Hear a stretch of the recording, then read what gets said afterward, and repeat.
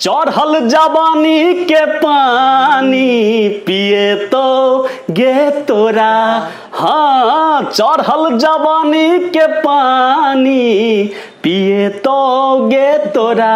अले मन चूस जका चूस ले तो दरभंगा के छोरा।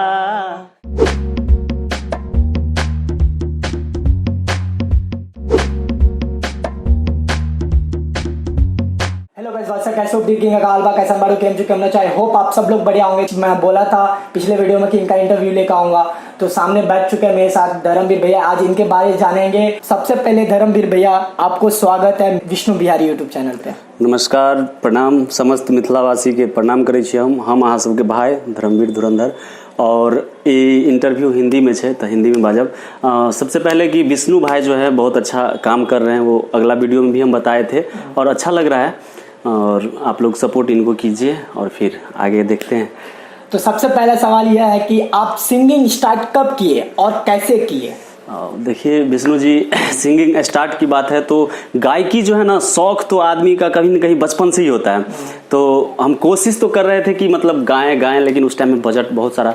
तो हम 8वीं क्लास में जब थे ना, तो उसके बाद हम गाना लिखना चालू किए और 10वीं पास जब किए तो उसके बाद मेरा एल्बम आया मार्केट में और उसके बाद करने लगे कंटिन्यू काम। कितने साल हो गए? लगभग 10 या 12 साल हमको जो है सिंगिंग लाइन में। हाँ, तो आप इतने पुराने सिंगर हो, तो शुरुआती टाइम में आप जब कोई गाना रिकॉर्ड करते थे या एल्बम बनवाते थे तो कितना पैसा खर्चा होता था, कितना बजट लग जाता था और कितना टाइम सब देना पड़ता था, जो आजकल के सिंगर नहीं समझ पाते कितना कठिनाई उठाए हैं पुराने सिंगर। तो थोड़ा उनके पीछे में जाके आप थोड़ा उस स्ट्रगल के बारे थोड़ा बताना चाहेंगे? देखिए उस टाइम का दौर तो इतना महंगा दौर था कि आप कम से कम जो है 40-50 हजार, 80 हजार, लाख, 1.5 लाख ऐसे एल्बम का प्रोजेक्ट होता था। एक सॉन्ग नहीं बनता था उस टाइम। एक सॉन्ग के लिए तो जगह नहीं, 8 गाने आपको बनाने हैं। और हाँ, 8 गाने बनाने हैं ना, तो वो क्या किया जाता था ना कि आपको बजट बताया जाता था कि 40 हजार बनाइएगा, 40 हजार में ये ऑडियो बनेगा, 80 हजार में ये बनेगा, इस तरह का म्यूजिक दिया जाएगा। उस टाइम तो हर आदमी चाहता है कि अच्छा से अच्छा बनाए हम, लेकिन बजट प्रॉब्लम। तो 40 हजार रुपया हमारा पहला एल्बम का पड़ा था। गवाएंगे, अभी नहीं गवाने वाला है, जब टाइम होगा क्वेश्चन।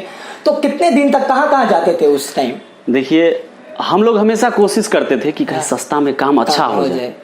लेकिन इस दुनिया में ना एक चीज तो देखे हैं और सीखे हैं कि आपके लिए कोई नहीं सोचने वाला है, और आपको अगर कुछ करना है ना तो वही कांटों पे चल के और आपको अपने मंजिल को तय करना होगा। और संगीत क्षेत्र ऐसा क्षेत्र है, फिल्मी इंडस्ट्रीज, ये सब ऐसा क्षेत्र है ना कि आपको कांटे पे चल के आगे बढ़ना होगा। अगर आपको लगेगा कि मेरे कांटा चुभ रहा है मेरे पैर में, तो आप आगे नहीं बढ़िएगा, चुभते जाए, आप आगे बढ़ते जाइए। हाँ, उसके बाद एक बड़ा सा वो मिल जाता है, सपना हो जाएगा। हाँ।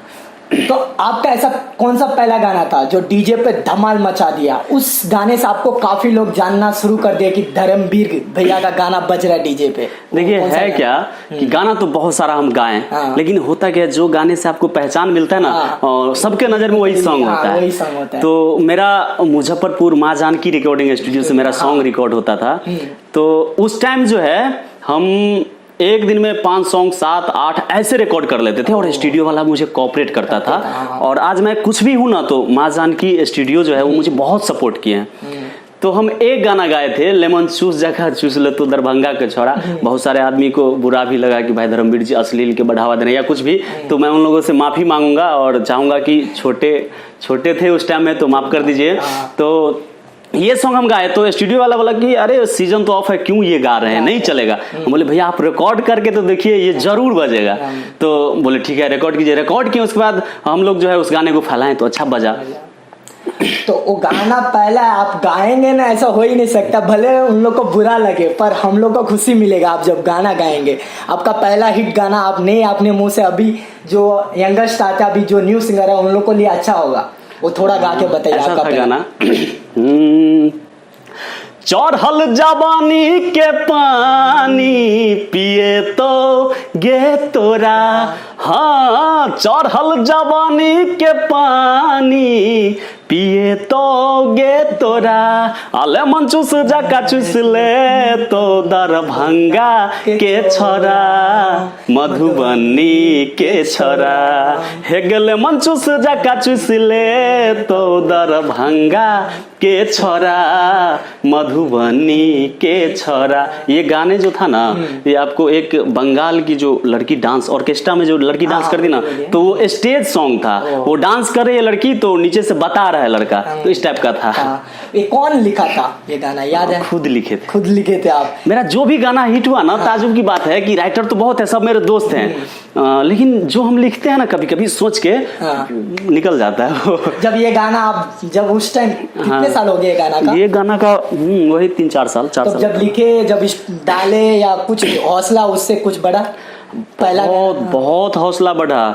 वो गाना ना क्या बताएं आपको, मतलब डीजे पे बजा चोई चोई आया था भोजपुरी का, तो हम मैथिली में उसको डब कर दिए थे, वो भी बजा। उसके बाद ये काफी बजा था और बहुत अच्छा लगा।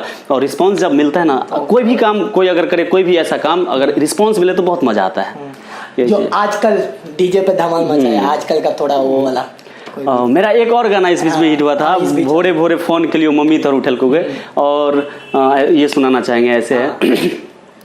भोरे भोरे फोन के लियो मम्मी तोहरा उठल को गे हे गे, मम्मी तोहरा उठल को गे, हाँ हाँ मम्मी तोहरा उठल को गे, आ देखते नंबर मम्मी तोहर खूबे गहरियल को गे हे गे, देखते नंबर मम्मी तोहर खूबे गहरियल को गे। ये सॉन्ग जो है मेरे चैनल पे ऑडियो का भी 4 मिलियन, वीडियो का भी 5 मिलियन प्लस, और बहुत सारा चैनल पे 10 मिलियन 5 मिलियन 6 मिलियन ऐसा है। और शुरू से मेरा YouTube का रिस्पांस खराब रहा है, क्योंकि अच्छे आदमी जो होते हैं ना तो पैर खींचने वाले बहुत होते हैं, और महानुभाव बहुत ऐसे आदमी हैं जो धर्मवीर को बर्बाद करने के लिए बहुत कुछ सोचे, लेकिन मैं तो क्या बताऊं, पागल इंसान, पागल की तरफ पड़ा रहता हूं। जिस चीज के पीछे अगर आप लगे हैं तो सफल होना ही है। ये गाना कौन लिखा था? ये भी मैं खुद लिखा था। इस गाने के पीछे राज है, मेरे स्टूडियो का एक सिंगर है राघव राज, मेरा छोटा भाई की तरह, घनश्याम मेरा भाई की तरह, उनसे आप पूछ लीजिएगा। ये गाने 4-5 दिन लिख के रखल था, समझ गए। तो ये मेरा छोटा भाई अनिल के ट्रैक पे था, 3 बजे भोरड़िया वाले ट्रैक पे था। तो हम इन सबको बोले कि अरे गा लीजिए ना, अच्छा गाना है। तो ना भैया खिचड़ी हो गया ट्रैक। तो ऐसे ही मुझे यूट्यूब पे कंटेंट चढ़ाना था, तो हम क्या किए, तुरंत गा दिए, मतलब 1 घंटा में फाइनल हो गया ये सॉन्ग। कुछ नहीं किया, गा दिए, यूट्यूब पे डाले। तो अब देखिए नसीब अपना अपना, गा दिए, हिट हो गया। पता नहीं पब्लिक कब क्या कैसे, हाँ सही बात। तो अच्छा लगा वो। तो आप इतने पुराने सिंगर हो, तो उस टाइम यूट्यूब नाव का बराबर था अपने इंडिया में, खासकर अपने बिहार में। तो उस टाइम का आप कैसे मार्केटिंग कर लेते? तो उस टाइम आपके गाने सब कैसे रिलीज होता था? बाप रे, वो तो बहुत मेहनत का दौर था। अभी क्या, अभी तो आप गाना गाते हैं यूट्यूब पे चढ़ जाता है और फिर मार्केटिंग कर लेते हैं, लेकिन उस टाइम एक क्रांति, एक बहुत मेहनत करना पड़ता था। क्या बताएं भाई, कसम से मैं झेला हूं, और मुझे पता है कि जब मेमोरी में गाना लेके कैसे, मतलब डाउनलोडिंग वाले दुकान के पास, सबके पास जाके देना पड़ता था सॉन्ग। साइकिल से हम जाते थे, बाइक का व्यवस्था नहीं था उसमें, साइकिल से जाते थे और ये बोलते थे कि सर ये गाना आया है ले लीजिए। तो वो पूछते थे आप गाए क्या? तो शर्म होता था कि साइकिल से है ना, तो बोलते थे नहीं मेरा भैया गाए हैं, मार्केटिंग कर रहे हैं, थोड़ा सा सपोर्ट कर दीजिए। ऐसे कर करके करते थे। लेकिन उस टाइम बहुत मेहनत लगता था, और YouTube था लेकिन वो काम नहीं कर रहा था। उस पे आदमी लोग YouTube पे नहीं MP3 वेबसाइट पे काम करता था, CD कैसेट ये सब छपता था उस टाइम में। उस टाइम में स्ट्रगल करने में बाबू क्या बताएं, कसम से मूड क्या बताएं विष्णु जी, लगता था कि कुछ यार कर रहे हैं और बड़ा रिजल्ट आएगा, लेकिन ऐसा कुछ है नहीं, आया नहीं ऐसा कुछ, लेकिन मेहनत खूब की। अभी भी मेहनत कर रहा उतना। तुम आप गाना गाते गाते स्टूडियो खोलने का कुछ राज?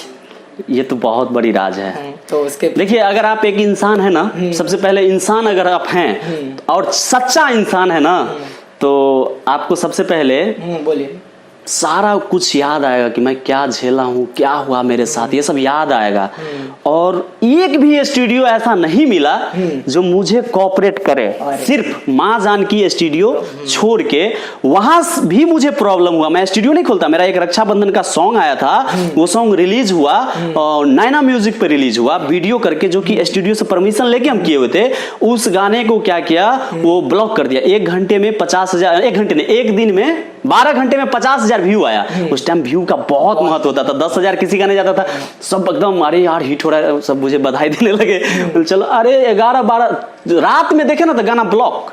हम बोले भगवान, जब स्टूडियो फोन किए तो बोल रहा है कि हाँ भैया ब्लॉक कर दिए हैं। उसी दिन हम सोच लिए कि यार कहीं ना कहीं आप मुझे सपोर्ट किए और पैर भी खींच दिए। उस दिन हम पागल हो गए, हम बोले ना अब करेंगे तो खुद सब कुछ करेंगे। तो उसके बाद स्टूडियो खोले और हम देखे कि हम इतना मेहनत करने वाला आदमी इतना झेल लिए, कितना नया सिंगर तो छोड़ के चल जाएगा और हम वैसे सिंगर को सपोर्ट करेंगे जो ये झेलते हुए मेहनत कर रहा है। इसीलिए स्टूडियो खोले और आज के डेट में सब सिंगर का मैं काम करता हूँ। आजकल आपका गाना बहुत कम आ रहा है, अभी आ भी रहा है तो मार्केट में बज नहीं रहा है, इसका रीजन, इसका कारण क्या है? देखिए इसका रीजन क्या है ना कि हमारे पब्लिक, हमारे श्रोता हैं, सबसे पहले वो भगवान है और उन्हीं के बदौलत हम, आप या आपका यूट्यूब चैनल, हमारा यूट्यूब चैनल, हमारा कैरियर सब कुछ है। एक गायक के लिए, एक नेता, अभिनेता, सबके लिए पब्लिक ही सब कुछ है। तो मैं उनको दोष नहीं दूंगा, लेकिन उन लोगों का जो टेस्ट है ना, टेस्ट अलग अलग, वो टेस्ट नहीं चेंज कर पा रहे हैं हमारे भगवान लोग। समझ गए? अब देखिए 10-12 साल से हम काम कर रहे हैं, एक ही चीज क्या गाएं हम, बताइए। सही बात है। अब एक ही चीज लेमन चूस गाएं, एक ही चीज चटकर मटकर गाते रहे, तो कहीं ना कहीं क्या है ना कि हर आदमी के पास परिवार है ना, और हर क्षेत्र है, ऐसा नहीं कि संगीत क्षेत्र से जीना है, तो वो चीज भी है। और कभी कभी गाता हूं, ऐसा नहीं है कि नहीं गाता हूं, गाता भी हूं, लेकिन अब जब से स्टूडियो खोला हूं ना तो फोकस सीधा जाता है। कोई सिंगर मेरे यहाँ आता है ना तो भाई वो पैसा खर्चा करता है, कसम से उसको सपोर्ट करते हैं, तो उसके सपोर्ट के पीछे हम लग जाते हैं और हम कम गाते हैं। और मेरे यहाँ 4-5 लड़का, आप देखे भी होंगे, एग्रीमेंट वाला रहता है, तो उस सबको गवाते रहते हैं कंटिन्यू, उस सबको गाइड करते रहते हैं। वो सब हेडेक हो जाता है, भैया मेरा गाना नहीं बज रहा है, मैं क्या करूं भैया, समझाते हैं, अरे क्यों ऐसा कर रहे हैं, झेलिए।